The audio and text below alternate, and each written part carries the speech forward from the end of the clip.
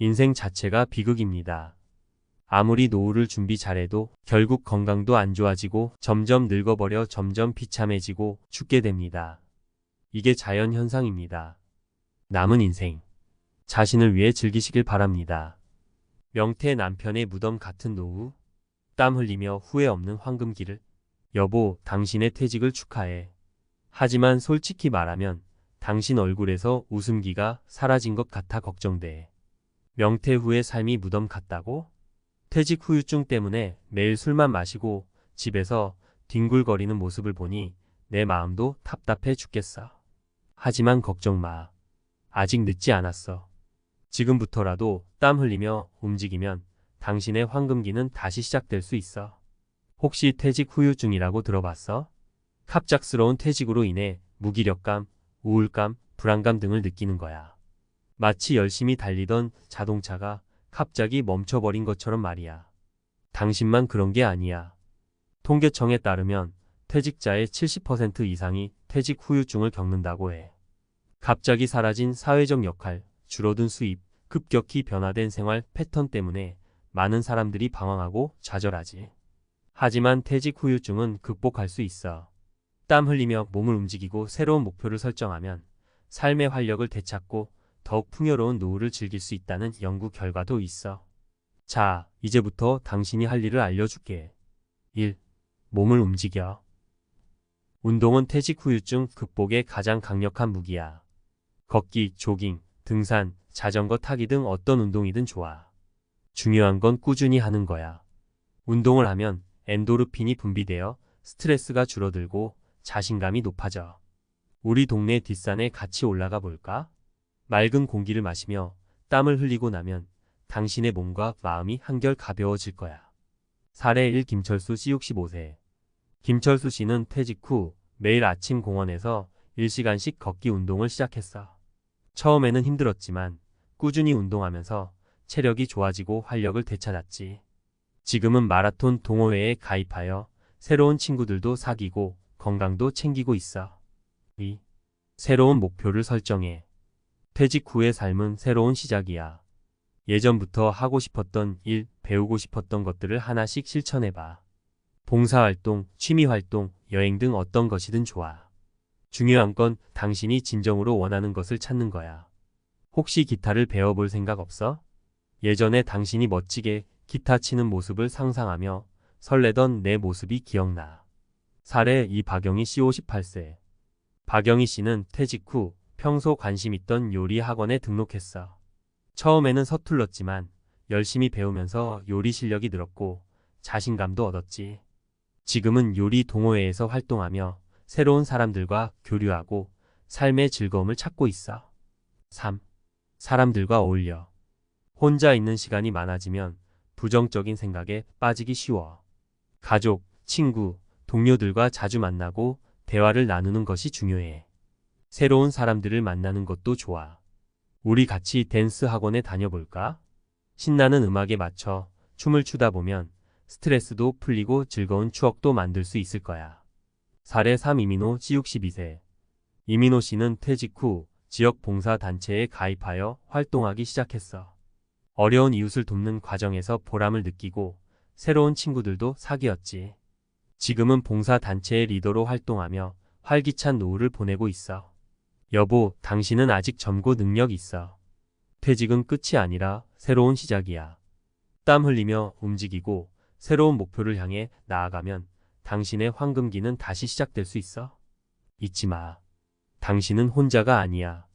언제나 당신 곁에서 응원하는 내가 있잖아. 우리 함께 땀 흘리며 멋진 노후를 만들어 가자. 65세 김철수 씨의 인생 2막, 걷기로 시작해 마라톤까지. 퇴직 후 삶이 무덤 같다고요? 천만에. 저는 걷기 운동으로 건강과 활력을 되찾고 마라톤 동호회에서 새로운 인생을 시작했습니다.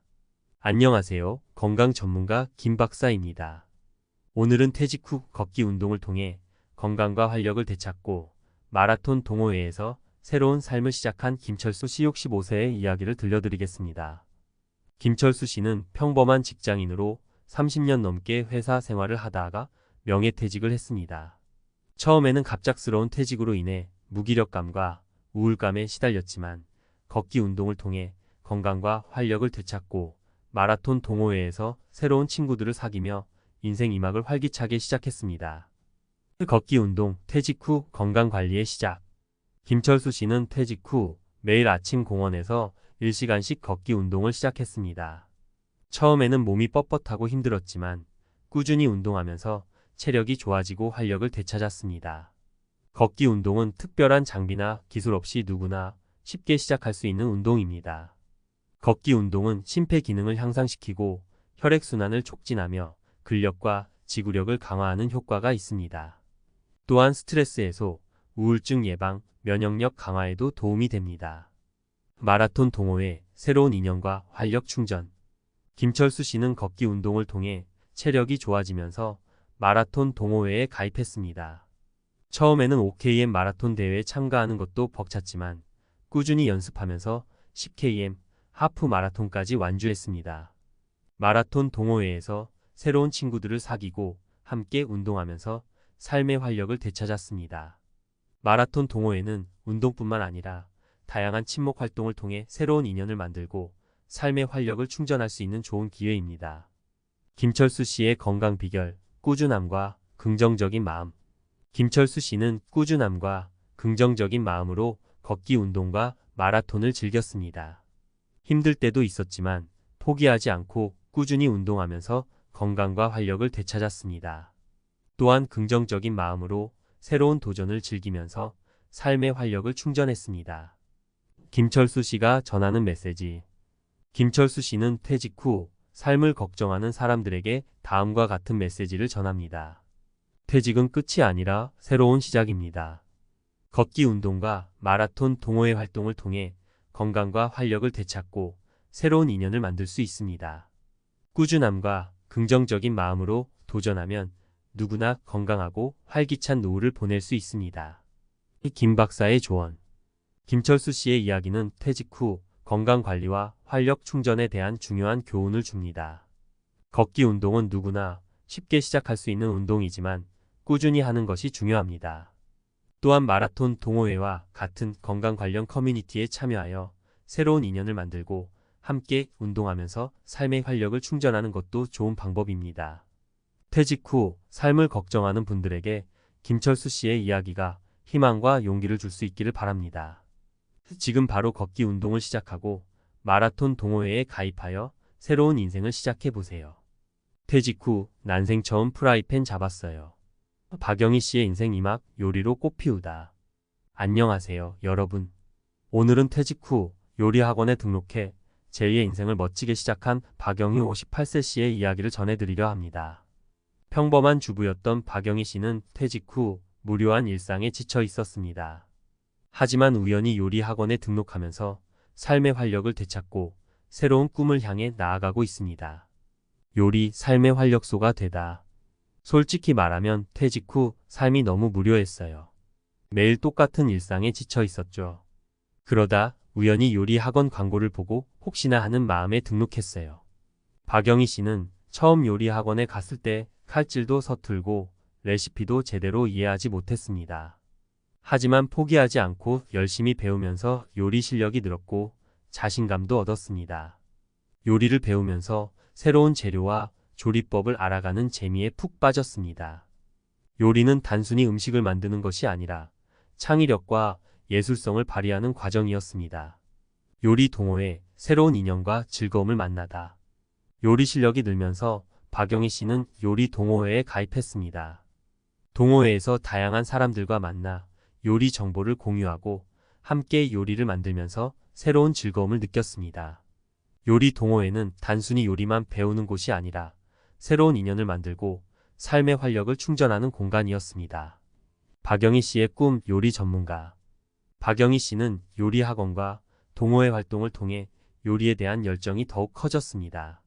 이제는 단순히 취미로 요리를 하는 것을 넘어 요리 전문가가 되는 꿈을 꾸고 있습니다. 요리 자격증을 취득하고 자신만의 레시피를 개발하여 요리 관련 사업을 시작하는 것이 목표입니다.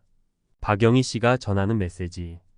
박영희 씨는 퇴직 후 삶을 걱정하는 사람들에게 다음과 같은 메시지를 전합니다. 퇴직은 새로운 시작입니다. 저처럼 요리 학원에 등록하거나 관심 있는 분야를 배우면서 삶의 활력을 되찾을 수 있습니다. 새로운 도전을 두려워하지 말고 자신감을 가지고 나아가세요. 늦었다고 생각할 때가 가장 빠른 때입니다. 기자의 시각. 박영희 씨의 이야기는 퇴직 후 삶에 대한 새로운 가능성을 보여줍니다. 퇴직은 삶의 끝이 아니라 새로운 시작입니다. 박영희 씨처럼 평소 관심 있던 분야를 배우고 새로운 도전을 통해 삶의 활력을 되찾을 수 있습니다. 퇴직 후 삶을 걱정하는 분들에게 박영희 씨의 이야기가 희망과 용기를 줄 수 있기를 바랍니다. 지금 바로 요리 학원에 등록하거나 관심 있는 분야를 배우면서 새로운 인생을 시작해 보세요. 퇴직 후 삶의 진정한 가치를 찾았습니다. 봉사로 다시 뛰는 62세 이민호 씨의 감동 스토리. 회사 밖 세상은 더 넓고 따뜻했습니다. 봉사를 통해 얻은 보람과 행복은 그 무엇과도 비교할 수 없죠. 안녕하세요, 시청자 여러분. 오늘은 퇴직 후 지역 봉사 단체에서 새로운 삶의 활력을 찾은 이민호 62세 씨의 감동적인 이야기를 전해드리겠습니다. 이민호 씨는 30년 넘게 대기업에 몸담았던 평범한 직장인이었습니다. 하지만 퇴직 후 찾아온 공허함과 무력감을 극복하고 지역 봉사단체에서 어려운 이웃을 돕는 활동을 통해 새로운 삶의 가치를 발견했습니다. 봉사, 삶의 새로운 활력소가 되다. 처음에는 퇴직 후 뭘 해야 할지 막막했습니다. 그러다 우연히 지역 봉사단체 모집 공고를 보고 혹시나 하는 마음에 참여했죠. 이민호 씨는 처음 봉사활동에 참여했을 때 어색하고 서툴렀습니다. 하지만 어려운 이웃을 돕는 과정에서 진정한 보람과 행복을 느꼈습니다. 봉사는 단순히 남을 돕는 행위가 아니라 자신을 성장시키고 삶의 활력을 되찾는 과정이었습니다. 봉사단체, 새로운 인연과 따뜻한 공동체를 만들다. 이민호 씨는 봉사단체에서 다양한 사람들을 만나 함께 땀 흘리며 봉사활동을 하면서 새로운 인연을 만들고 따뜻한 공동체를 경험했습니다.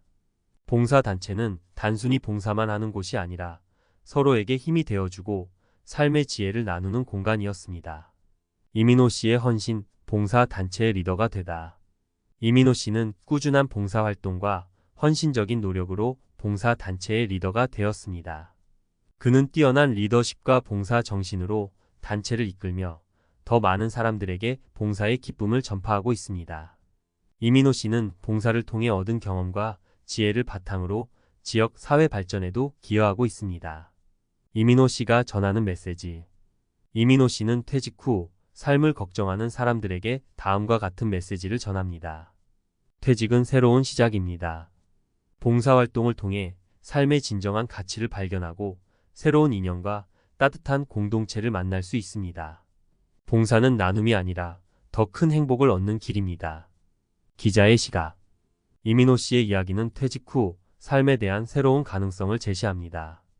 봉사는 단순히 남을 돕는 행위를 넘어 자신을 성장시키고 삶의 활력을 되찾는 의미 있는 활동입니다. 이민호 씨처럼 봉사를 통해 삶의 진정한 가치를 발견하고 새로운 인생을 시작할 수 있습니다.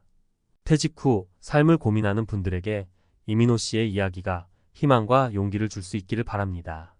지금 바로 지역 봉사단체에 참여하여 새로운 삶의 활력을 찾아보세요. 여보, 퇴직 후 유증? 뇌과학이 알려주는 황금기 공식으로 날려버려. 자기, 퇴직하고 집에서 뒹굴뒹굴하는 모습 보니까 내 마음도 답답해 죽겠어. 하지만 걱정 마. 뇌과학과 심리학 연구를 바탕으로 당신의 황금기 공식을 알려줄게.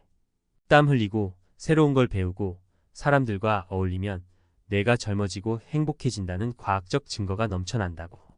1. 땀 흘려. 뇌 속 엔도르핀 파티. 운동하면 기분 좋아지는 거 알지? 그게 다 뇌 속에서 엔도르핀이라는 행복 호르몬이 팡팡 터지기 때문이야. 꼭 거창한 운동이 아니어도 돼. 매일 30분씩 걷기만 해도 뇌 기능이 향상되고 우울증 위험이 줄어든다는 연구 결과가 있어. 뇌과학활 운동은 뇌세포 성장을 촉진하고 해마기억 담당을 튼튼하게 만들어 인지 기능을 향상시켜. 심지어 치매 예방에도 효과적이라고 하니 땀 흘리는 게 얼마나 중요한지 알겠지? 추천 도서. 운동화 씨는 뇌의 앤더스 한센 뇌 과학자가 알려주는 운동과 뇌 건강의 놀라운 관계를 쉽게 설명해줘. 행복의 공식 조너선 하이트 행복을 결정짓는 요인들을 과학적으로 분석하고 행복을 위한 실천적인 방법을 제시해. 오래도록 젊음을 유지하고 건강하게 사는 법 데이비드 A. 싱클레어 노아 연구의 최전선에 있는 과학자가 알려주는 건강 수명 연장의 비밀을 담고 있어. 2. 새로운 거 배워. 뇌 속 시냅스 불꽃놀이. 새로운 걸 배우면 뇌 속에서 시냅스 연결이 활발해져. 마치 뇌 속의 불꽃놀이가 펼쳐지는 것처럼 말이지. 악기 연주, 외국어 학습, 그림 그리기 등 뭐든 좋아. 중요한 건 꾸준히 배우면서 뇌를 자극하는 거야. 뇌과학과의 새로운 학습은 뇌의 가소성을 높여 인지 기능을 향상시키고 치매 예방에도 도움이 돼. 뇌는 끊임없이 변화하고 성장하는 능력이 있으니 늦었다고 생각하지 말고 도전해봐. 3. 사람들과 어울려. 뇌 속 행복 회로 활성화. 혼자 있으면 외롭고 우울해지기 쉽지? 사람들과 어울리면 뇌 속에서 옥시토신이라는 사랑 호르몬이 분비돼 행복감을 느끼게 해줘. 친구들과 수다 떨고 봉사활동에 참여하고 동호회 활동을 하면서 사회적 연결을 강화하는 게 중요해. 뇌과학과의 사회적 연결은 스트레스를 줄이고 면역력을 높이며 심지어 수명 연장에도 도움이 된다는 연구 결과가 있어. 뇌는 혼자 있을 때보다 다른 사람과 상호작용할 때 더 활발하게 활동하고 행복감을 느낀다고 하니 밖으로 나가 사람들과 어울려봐. 자기, 이제 황금기 공식을 알았으니 실천만 남았어. 땀 흘리고 새로운 거 배우고 사람들과 어울리면서 뇌를 젊고 건강하게 만들어봐. 퇴직 후의 삶은 새로운 시작이야. 지금부터 시작하면 늦지 않았어. 당신의 멋진 황금기를 응원할게. 단돈 1억으로 월 200만원? 은퇴 후 배당금만으로 편하게 사는 충격적 비결. 은퇴 후 안정적인 생활을 꿈꾸는 사람들에게 주식 배당금은 흥미로운 옵션이 될 수 있습니다. 하지만 1억 원으로 월 200만 원씩 받으며 살 수 있을까? 라는 질문은 실제로 가능할지에 대한 많은 의문을 자아냅니다. 오늘은 이 궁금증을 풀어보고자 합니다. 구체적인 사례와 함께 설명해드리며 단순한 계산을 넘어 현실적인 조언을 드리겠습니다. 1. 주식 배당의 매력과 현실. 우선 주식 배당금이란 회사가 이익의 일부를 주주들에게 나누어 주는 것입니다. 높은 배당률을 제공하는 주식에 투자하면 일정한 수입원이 생기게 됩니다. 이 개념이 매력적인 이유는 매월 정기적인 소득을 통해 은퇴 후 생활비를 충당할 수 있다는 점입니다. 첫 번째 사례는 박 씨의 이야기입니다. 그는 10년 전 1억 원의 자금을 모아 배당주에 투자했습니다. 박 씨는 주요 에너지 회사와 통신사 주식에 집중하여 연 8%의 배당률을 목표로 했습니다.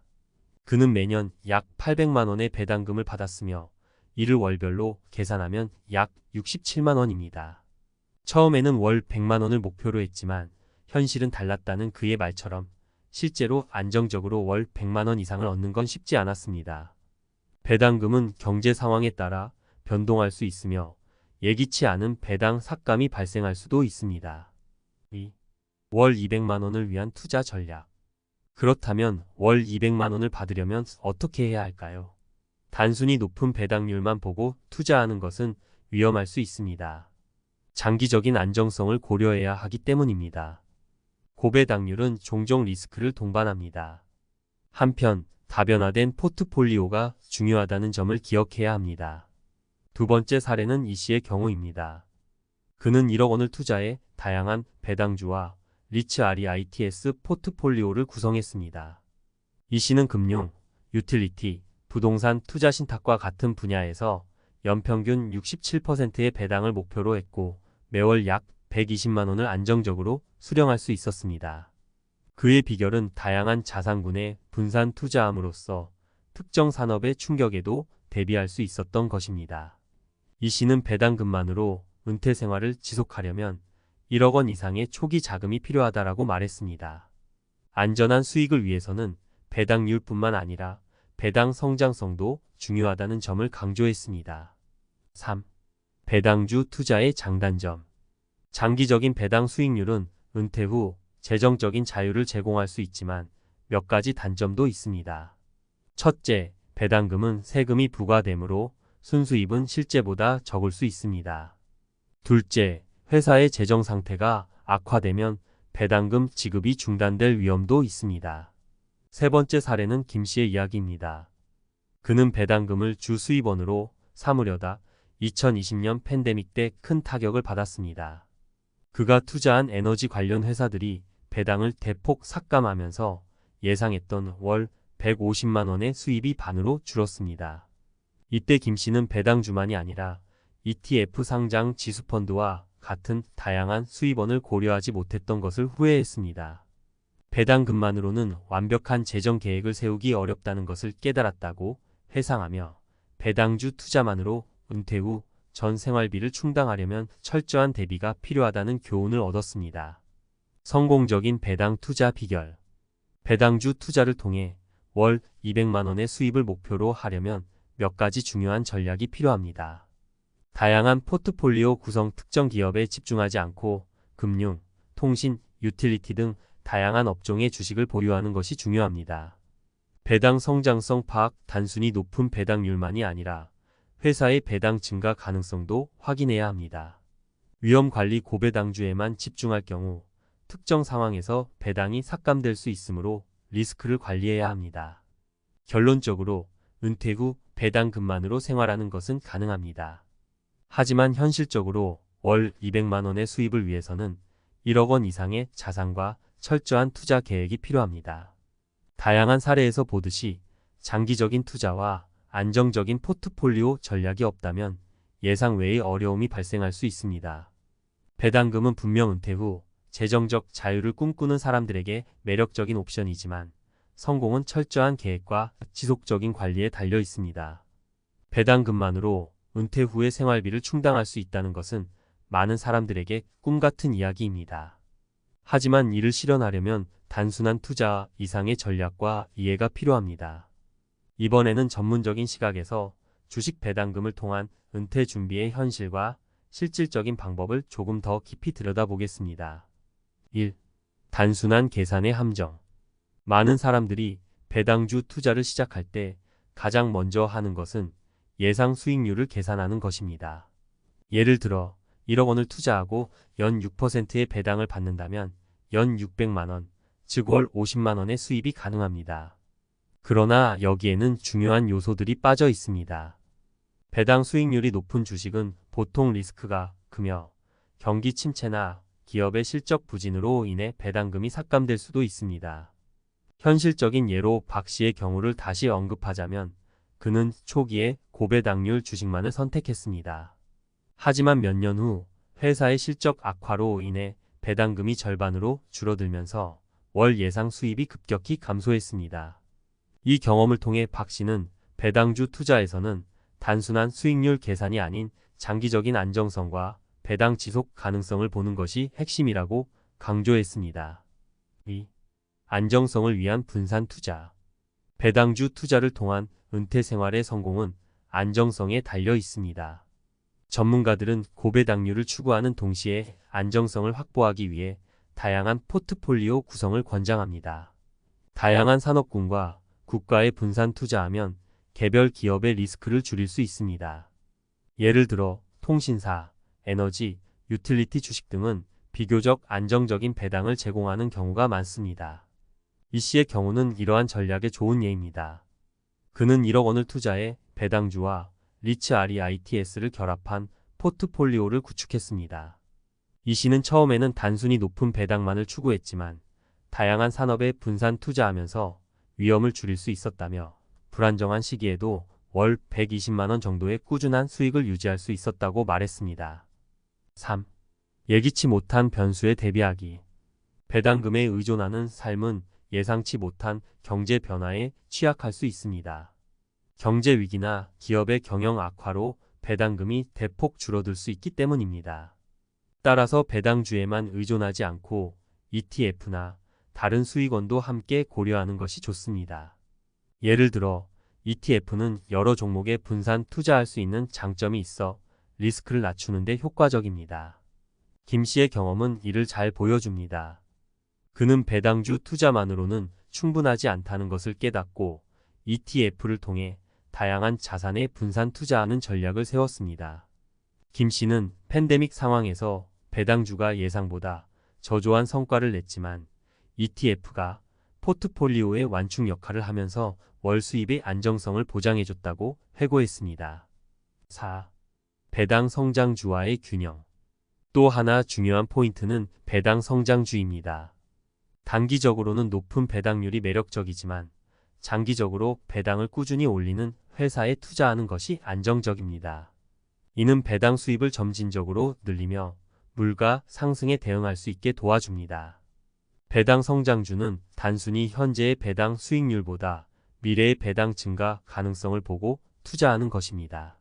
일부 기업은 이익의 일정 부분을 배당으로 지급하면서도 남은 부분을 사업 확장과 성장에 재투자합니다. 이 과정에서 시간이 지남에 따라 배당금이 꾸준히 증가하게 됩니다. 따라서 배당 성장주에 투자하면 초기에는 낮은 수익률일 수 있지만 장기적으로 큰 이익을 볼 수 있습니다. 전문가의 조언 계획의 중요성. 배당금만으로 은퇴 생활을 유지하려면 철저한 계획이 필요합니다. 전문가들은 다음과 같은 전략을 권장합니다. 장기 투자 계획 수립. 단기적인 고배당 수익을 목표로 하기보다는 장기적인 수익 증가를 염두에 둔 투자가 중요합니다. 분산 투자. 다양한 산업과 지역에 분산 투자해 외부 리스크를 줄이는 것이 안정적인 수익을 보장합니다. 자산의 유동성 관리. 필요시 유동화할 수 있는 자산도 함께 보유하는 것이 좋습니다. 이는 갑작스러운 자금 필요시 유용하게 쓸 수 있습니다. 배당 성장주와 ETF 활용. 단순 배당주뿐만 아니라 배당 성장주와 ETF를 활용해 포트폴리오의 안정성을 높일 수 있습니다. 결국 1억 원이라는 자금으로 월 200만 원의 수익을 얻고자 한다면 단순히 배당주에 투자하는 것만으로는 부족할 수 있습니다. 이를 위해서는 철저한 조사와 계획, 그리고 경제적 변화에 대한 대비가 필요합니다. 은퇴 후에도 지속 가능한 수입원을 구축하는 것은 그만큼 복합적인 전략이 필요하다는 것을 잊지 마세요. 퇴직 후 돈 문제로 관계가 흔들리는 경험은 누구나 한 번쯤 겪어봤을 겁니다. 평생을 함께한 친구가 퇴직 후엔 점점 멀어지거나 심지어 돈 때문에 예전 같지 않게 느껴질 때가 있죠. 50대, 60대에 접어들며 은퇴를 앞두거나 이미 퇴직한 사람이라면 더욱 공감할 수 있을 것입니다. 누구보다 믿었던 사람이지만 돈 앞에서는 낯설게 변한 모습에 배신감이 들고 과연 누구를 믿어야 할까? 라는 고민에 빠질 때가 있습니다. 우리는 왜 이런 상황을 겪는 걸까요? 그리고 어떻게 대처해야 할까요? 50대 퇴직 후 돈 때문에 달라진 친구들. 누구를 믿을 것인가?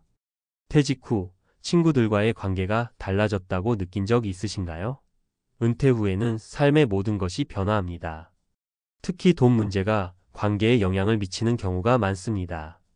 한때는 웃음과 신뢰로 가득했던 우정이 돈과 얽히며 서서히 금이 가는 것을 보게 되죠. 도대체 누구를 믿어야 할까? 라는 고민이 생길 때 이런 상황을 어떻게 대처해야 할지 알아보는 것이 중요합니다. 오늘은 퇴직 후 돈 문제로 달라진 친구들에 대한 이야기와 이를 현명하게 풀어나가는 방법을 살펴보겠습니다. 1. 돈을 빌려주고 돌아온 배신감. 첫 번째 이야기는 퇴직 후 동창 모임에서 만난 친구 어씨의 사례입니다. 어씨는 오래된 친구가 사업 자금을 빌려달라고 했을 때 과거의 의리를 생각하며 큰 금액을 빌려주었습니다. 내가 믿지 누가 믿겠어? 라는 마음이었죠. 하지만 몇 달이 지나도 돈을 돌려받지 못한 채 연락이 끊겼습니다. 결국 어씨는 친구와의 관계뿐 아니라 경제적으로도 큰 타격을 받았습니다. 이런 상황은 의외로 흔합니다. 퇴직 후의 불안정한 경제 상황 속에서 돈을 빌려주는 일은 우정을 시험대에 올려놓는 것과 같습니다. 믿음이 깨지면 그 관계를 되돌리는 것은 매우 어렵죠. 해결 방법은 무엇일까요?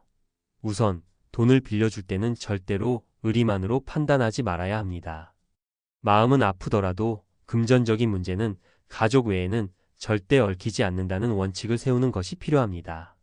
친구와의 우정을 지키기 위해서라도 이런 선을 그을 필요가 있습니다. 2. 은퇴 후 달라진 모임 분위기. 두 번째 사례는 퇴직 후에도 활발히 친구 모임에 참석하던 B씨의 이야기입니다. 평소 모임에서 호탕한 성격으로 분위기를 이끌던 B씨는 은퇴 후 생활비 부담이 커지며 점점 모임에 참석하기 어려워졌습니다.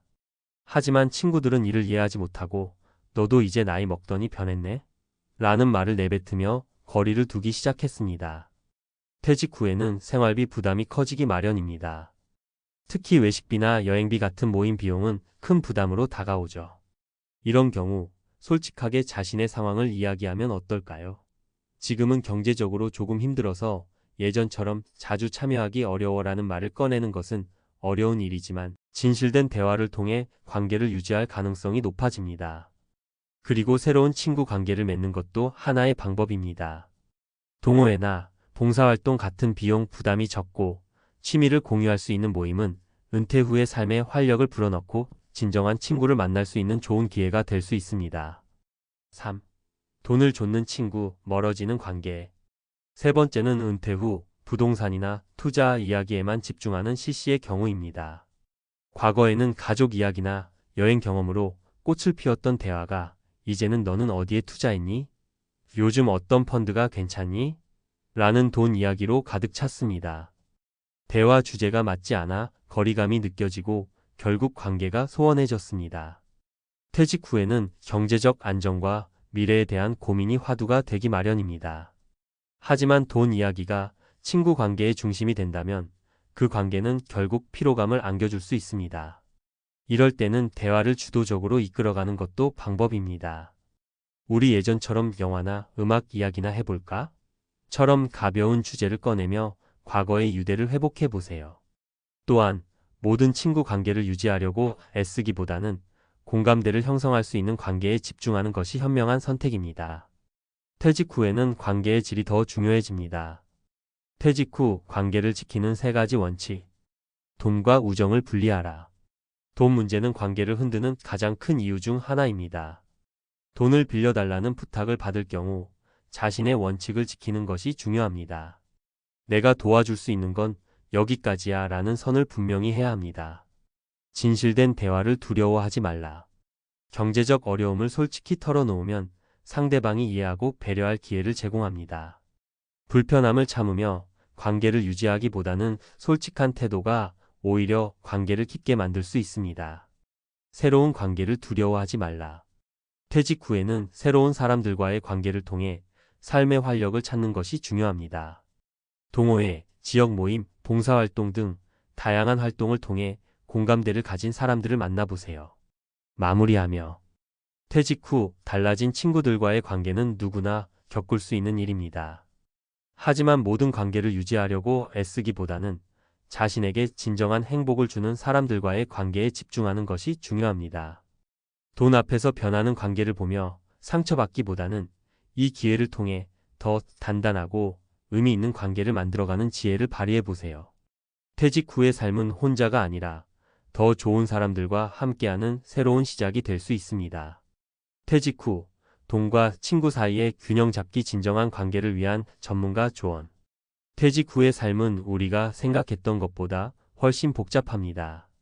경제적 변화는 물론 친구들과의 관계에도 예상치 못한 변화가 찾아오곤 합니다. 돈 문제로 관계가 달라졌다는 이야기를 들을 때 많은 이들이 이런 말을 합니다. 나도 겪었어. 퇴직 후 누구나 한 번쯤 겪는 이 어려운 상황, 과연 어떻게 대처해야 할까요? 오늘은 전문가의 관점에서 퇴직 후 돈과 친구 사이에서 균형을 잡는 방법을 이야기해 보겠습니다. 1. 친구 관계의 재정립 돈이라는 시험대. 퇴직 후 가장 많이 받는 질문 중 하나가 바로 돈과 관련된 부탁입니다. 한때는 의리를 지키기 위해 친구의 부탁을 들어줬던 일이 이제는 나의 여유, 자산을 심각하게 위협하는 문제가 되기도 합니다. 이때 가장 중요한 것은 돈과 우정을 명확히 구분하는 태도입니다. 사례 친구의 부탁이 던진 시험대. 어씨는 30년 지기 친구로부터 투자 제안을 받았습니다. 이건 확실한 기회야. 너도 투자하면 분명히 이익을 볼 거야. 라는 친구의 설득에 흔들렸지만 결국 자신의 원칙을 고수하며 거절했습니다. 이후 해당 투자가 실패로 돌아갔다는 소식을 듣고 어씨는 거절하기 잘했다는 안도감을 느꼈습니다. 전문가의 조언. 우리는 종종 친구의 부탁을 거절하면 관계가 틀어질까 두려워합니다. 하지만 거절이 곧 배신은 아닙니다. 오히려 솔직하게 자신의 경제적 상황을 이야기하는 것이 관계를 더 건강하게 유지하는 비결입니다. 미안하지만 지금 내 상황에서는 투자할 여유가 없어. 라는 진솔한 말이 필요합니다. 2. 모임의 변화 공감대가 줄어든 우정. 퇴직 후 친구들과의 모임은 점점 경제적 격차와 생활 패턴의 차이를 반영합니다. 일부 친구들은 여전히 경제적으로 여유로울 수 있지만 다른 친구들은 은퇴 후 빠듯한 생활을 이어가야 할 수도 있습니다. 이때 중요한 것은 모임의 목적을 재정립하는 것입니다. 사례 모임에 나가기 힘든 이유. B씨는 퇴직 후 생활비를 줄이기 위해 모임 참석을 자제하기 시작했습니다. 모임은 주로 고급 식당에서 열렸고 그 비용이 부담스러웠기 때문이죠. 처음에는 친구들에게 다음엔 꼭 갈게라며 빠졌지만 시간이 지날수록 소외감이 커졌습니다. 결국 용기를 내어 친구들에게 솔직하게 털어놓았습니다.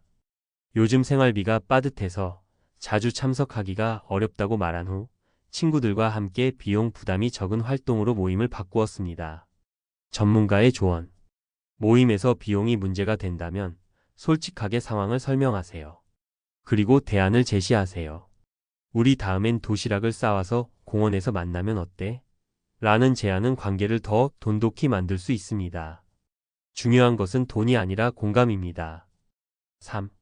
변하는 관계 공통 관심사를 잃었을 때. 퇴직 후 친구와의 대화 주제가 점점 맞지 않는 경우도 많습니다. 한 친구는 여전히 현역 생활을 이어가며 바쁜 일정을 이야기하지만 다른 친구는 은퇴 후 소박한 일상을 이야기합니다. 이런 차이는 관계에 서서히 거리를 만듭니다. 사례 공감대를 찾지 못한 두 친구. C씨와 그의 오래된 친구는 퇴직 후 만날 때마다 어색함을 느꼈습니다. 대화는 늘 요즘 무슨 투자하고 있어? 라는 주제로 시작되었고 점점 서로가 공감하지 못하는 대화로 이어졌죠. 결국 C씨는 고민 끝에 새로운 모임에 나가기 시작했습니다. 등산 동호회에서 만난 사람들과의 대화는 신선했고 마음의 위로가 되었습니다. 전문가의 조언. 모든 관계를 유지하려고 애쓰기보다는 공감대를 형성할 수 있는 새로운 관계를 만들어 보세요. 특히 취미를 공유하는 사람들과의 만남은 퇴직 후의 삶에 활력을 불어넣고 외로움을 덜어줄 수 있습니다. 과거의 관계를 고집하기보다는 변화에 맞춰 새로운 관계를 찾는 용기가 필요합니다. 4. 퇴직 후 관계를 건강하게 유지하는 3가지 원칙. 1. 돈의 선을 정하라. 돈과 우정은 별개입니다. 돈이 얽히면 관계가 복잡해질 수 있습니다. 금전적 부탁을 받을 때는 미안하지만 내가 지금 할 수 있는 범위가 여기까지야 라는 선을 정하고 그 원칙을 지키세요. 이 공감으로 연결하라. 퇴직 후에는 경제적 상황과 관심사가 변하기 마련입니다. 모임의 비용이나 대화 주제를 스스로 주도하며 공감을 이끌어내세요. 비용 부담을 줄이고 즐길 수 있는 활동을 제한하는 것도 좋은 방법입니다. 3. 새로운 관계를 두려워하지 말라. 퇴직 후의 삶은 새로운 출발점입니다. 취미나 지역 활동을 통해 공감대를 형성할 수 있는 새로운 사람들을 만나보세요. 과거의 관계에만 얽매이기보다는 현재 나에게 행복을 줄 수 있는 관계를 찾아야 합니다. 퇴직 후 누구를 믿고 어떻게 관계를 유지할 것인가? 퇴직 후 돈 문제로 달라진 친구들 때문에 상처받았다면 이것은 자연스러운 과정임을 받아들이세요. 관계의 변화는 필연적입니다. 하지만 그 변화를 슬기롭게 대처하며 새로운 기회를 만들어가는 것도 우리의 몫입니다. 우정이란 결국 공감과 신뢰의 결과물입니다. 돈 문제가 친구 관계를 위협한다면 진솔한 대화와 명확한 원칙을 통해 관계를 지킬 수 있습니다. 그리고 더 나아가 은퇴 후의 삶을 함께 나눌 새로운 친구들을 만나는 것도 두려워하지 마세요. 퇴직 후의 삶은 끝이 아니라 새로운 시작이니까요. 돈보다 소중한 우정, 그리고 공감할 수 있는 관계를 만들어가며 은퇴 후의 삶을 더욱 풍요롭게 채워보세요. 60세 보험 설계사, 은퇴 후 생활고에 시달리다 믿었던 금융상품의 배신. 서론 퇴직 후 내가 믿었던 것들이 무너졌다. 평생을 고객들에게 노후 대비는 철저해야 한다고 조언하면서 살아왔다. 그런데 막상 내가 은퇴하고 보니 내가 가입했던 금융상품들이 정작 내 노후를 지켜주지 못했다. 30년 넘게 보험 설계사로 일하면서 누구보다 금융에 대해 잘 안다고 생각했지만 지금 내 통장 잔고는 점점 줄어들고 있고 생활비 걱정에 밤잠을 설친다. 나는 도대체 어디서부터 잘못된 걸까? 이 이야기는 단순한 개인의 사례가 아니다. 많은 사람들이 은퇴 후 노후를 편안하게 보낼 수 있을 거라 믿지만 현실은 그리 녹록지 않다. 특히 5060대가 되면 준비했다고 생각했던 노후 자금이 뜻대로 운영되지 않는 경우가 많다. 오늘은 은퇴 후 내가 믿었던 금융상품이 왜 나를 배신했는가? 그리고 어떻게 하면 안정적인 노후를 준비할 수 있는가?에 대해 이야기해 보려 한다. 1. 사례 1. 60세 보험 설계사, 믿었던 연금보험의 함정. 김씨 60세는 보험업계에서 30년 넘게 일하면서 수많은 고객들에게 연금보험의 중요성을 강조했다. 본인도 열심히 연금보험을 들었고 나름대로 대비를 했다고 생각했다. 그런데 막상 연금 수령 시점이 되자 생각보다 훨씬 적은 금액이 매달 들어왔다. 매달 300만 원 이상 나올 줄 알았어요. 그런데 연금 개시 후 받아보니 고작 120만 원밖에 안 되더라고요. 문제는 연금보험의 사업비와 수익률이었다. 가입 당시 예상했던 수익률보다 실제 연금액이 크게 줄어든 것이다. 게다가 물가는 계속 오르는데 연금액은 고정적이다 보니 체감 생활비는 더 빠듯했다. 김 씨는 결국 퇴직 후 다시 일을 찾아야 했다. 해결책. 연금보험에만 의존하지 말고 물가 상승을 고려한 투자형 자산도 함께 준비해야 한다. 연금 개시 전에 세부 조건을 확인하고 예상 수령액이 실제 생활비로 충분한지 점검할 것. 연금 수령 방식을 정액형이 아닌 체증형 시간이 지날수록 연금액이 증가하는 방식으로 고려할 것. 2. 사례 2. 58세 은퇴 직장인 배당주 투자에 발목 잡히다. 박 씨 58세는 주식 배당금으로 노후를 대비하려 했다. 퇴직금을 활용해 배당주에 투자하고 매년 배당을 받으며 살 계획이었다. 하지만 예상과 달리 배당금은 기대보다 적었고 주가 하락으로 원금까지 손실을 봤다. 배당만 받아도 생활비가 나올 줄 알았는데 배당률이 변동되는 바람에 수입이 일정치 않았어요. 주가가 하락하면서 원금도 손실을 봤고요. 특히 경제 위기가 오면서 기업들이 배당을 축소하거나 중단하는 일이 많았다. 박 씨는 결국 일부 주식을 팔아 생활비를 충당해야 했고 이는 노후 자산을 갉아먹는 악순환이 되었다. 해결책. 배당주 투자만으로 노후를 해결하려 하지 말고 다양한 수입원을 만들 것, 예 월세 수익, 사업, 연금 등. 주식은 배당 수익뿐만 아니라 원금 변동성도 고려해야 하므로 안전 자산과 균형을 맞춰야 한다. 배당주만 믿지 말고 국채, 부동산 등 안정적인 자산을 함께 보유하는 것이 중요하다. 3. 사례 3. 62세 자영업자, 부동산 투자, 실패로 노후 자금 위기. 이씨 62세는 50대 후반에 퇴직하면서 가진 돈으로 부동산 임대 사업을 하려 했다. 상가를 매입하고 임대 수익으로 노후를 보내려 했지만 코로나 이후 공실이 많아지면서 계획이 무너졌다. 이 상가가 돈을 벌어줄 거라 믿었는데 세입자가 안 들어오니까 오히려 적자가 났어요. 대출이자까지 내야 하니까 더 힘들죠. 부동산은 안전한 자산으로 여겨지지만 유동성이 낮고 경제 상황에 영향을 많이 받는다. 특히 상가나 오피스텔 같은 경우 공실이 길어지면 유지비 부담이 커지고 노후 생활비까지 위협받을 수 있다. 해결책. 수익형 부동산 투자 전에 반드시 공실 리스크를 고려해야 한다. 대출을 이용한 투자라면 이자, 상환 계획이 확실해야 한다. 노후 대비는 유동성이 높은 자산연금, 채권, 연금 등과 함께 균형 있게 준비해야 한다. 결론 노후 준비, 금융상품 하나만 믿으면 망한다. 많은 사람들이 김씨, 박씨, 이씨처럼 노후 준비를 했다고 믿었지만 막상 현실에서는 실패하는 경우가 많다. 가장 큰 이유는 자산을 한 곳에만 몰아넣었기 때문이다. 은퇴 후 돈 걱정 없는 삶을 위한 3가지 핵심 전략. 1. 소득 다변화 연금, 투자, 부업 등 다양한 수입원을 만들어야 한다. 2. 유동성 확보 모든 돈을 부동산이나 금융상품에 묻지 말고 현금성 자산도 준비해야 한다. 3. 지출 통제. 은퇴 후에는 새로운 돈이 들어오지 않으므로 합리적인 소비 습관이 필수다. 노후 자산 관리. 절대 남의 말만 믿지 마세요. 퇴직 후 후회하지 않으려면 지금부터라도 철저히 대비해야 한다. 내 노후는 내가 책임진다. 노후 자산 관리. 절대 남의 말만 믿지 마세요. 마이너스. 이어지는 내용. 은퇴 후 안정적인 재정 설계를 위한 과학적 접근. 마이너스. 앞서 살펴본 사례에서 알 수 있듯이 많은 은퇴자들이 자신이 준비한 금융상품이나 투자 방식이 기대만큼 효과적이지 않다는 현실을 맞닥뜨린다. 그럼에도 불구하고 은퇴 후에도 경제적으로 안정된 삶을 사는 사람들이 존재하는 이유는 무엇일까? 바로 재정적 자유를 이루는 데 필요한 핵심 원칙을 알고 실천했기 때문이다. 이번에는 논리적 근거와 과학적 연구를 바탕으로 노후 재정 설계의 3가지 핵심 원칙을 살펴보자. 1.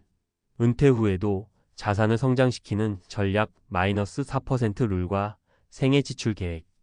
은퇴 후 가장 중요한 재정적 고민은 얼마나 오래 살 것인가? 이다. 평균 기대 수명이 길어지면서 노후 자금이 3040년간 필요할 수도 있다. 경제학자인 윌리엄 벤젠 윌리엄 BNGN이 제안한 4% 룰은 은퇴 후 자산 인출 전략에서 가장 널리 알려진 연구 중 하나다. 4% 룰이란 은퇴 후 첫 해의 보유 자산의 4%를 인출하고 이후 매년 물가 상승률에 맞춰 조정하는 방식이다. 이 방법을 따르면 30년 동안 자산을 유지하면서 안정적인 생활이 가능하다. 예를 들어 5억 원을 보유했다면 1년에 2천만 원을 166만 원씩 인출할 수 있다. 하지만 4% 룰도 완벽하지 않다. 물가 상승, 금융위기, 의료비 증가 등의 변수를 고려하면 추가적인 자산 성장 전략이 필요하다. 대안 전략. 자산의 6070%는 안정적인 배당주, 채권, 연금으로 운용하고 3040%는 성장성이 높은 투자 ETF, 리츠 등로 운용한다. 은퇴 후에도 일부 소득 활동을 유지하여 자산의 인출 속도를 조절한다. 예 파트타임, 컨설팅, 유튜브 등. 이처럼 자산을 한꺼번에 소비하지 않고 지속적으로 성장시키는 전략을 세우는 것이 중요하다. 2. 노후 파산을 피하는 법. 마이너스 행동 경제학과 소비 습관의 변화. 노후 자산을 망치는 가장 큰 위험 요소 중 하나는 무절제한 소비 습관이다. 행동 경제학에서는 소비의 쾌락 적응어 단익, 애덕테이션이라는 개념이 있다. 사람은 새로운 소비 수준에 쉽게 적응하기 때문에 소비를 줄이는 것이 어렵다. 실제 사례. 퇴직 후에도 현역 시절의 소비 습관을 유지하다가 예상보다 빠르게 자산이 고갈되는 경우가 많다. 이제는 인생을 즐길 때라는 생각으로 고가의 자동차, 해외여행, 고급 음식 등을 과도하게 소비하는 경향이 있다. 해결책. 노후 소비 관리 전략. 고정비 절감. 주거비, 보험료, 통신비 등 줄일 수 있는 비용을 먼저 정리한다. 소비 패턴 변화. 소유보다는 공유 렌탈, 중고거래, 경험 소비 여행, 취미로 방향을 바꾼다. 연령별 소비 변화. 예측. 7080대에는 의료비 비중이 높아지므로 미리 의료비 적립금을 마련해 둔다. 노후에는 얼마를 벌 것인가 보다 얼마를 쓰고 유지할 것인가가 더 중요한 문제다. 3. 건강이 곧 자산. 마이너스 신체적 건강이 재정 안정성에 미치는 영향. 건강이 곧 최고의 자산이라는 말이 있다. 실제로 연구 결과를 보면 건강한 사람일수록 경제적으로 안정된 노후를 보낼 가능성이 높다. 의학적 연구 사례. 하버드 의과대학 연구에 따르면 운동을 꾸준히 한 60대는 그렇지 않은 사람보다 의료비 지출이 50% 이상 적다. 만성질환. 고혈압, 당뇨, 관절염 등이 있는 경우 의료비 부담으로 인해 연금이나 노후 자산이 빠르게 소진될 가능성이 높다. 건강관리를 통한 재정 안정 전략. 예방의료에 투자. 정기 건강검진, 치과치료, 백신 접종 등을 통해 큰 병을 미리 예방한다. 규칙적인 운동. 근력 운동과 유산소 운동을 병행하면 70대 이후에도 신체 능력을 유지할 수 있다. 균형 잡힌 식단장. 건강과 면역력을 높이는 식습관. 채소, 고단백, 저염식을 유지한다. 결론. 건강하면 의료비 지출이 줄어들고 노후 자산이 오래 지속될 수 있다. 결론. 지금부터라도 내 노후를 지키는 전략을 세워라. 지금까지 살펴본 노후, 자산 관리의 핵심 원칙 3가지를 정리해보자. 자산 인출 전략을 체계적으로 세울 것. 4% 룰 투자, 포트폴리오 조정. 소비 습관을 개선하고 경제적 안정성을 유지할 것. 행동 경제학을 활용한 소비 절제.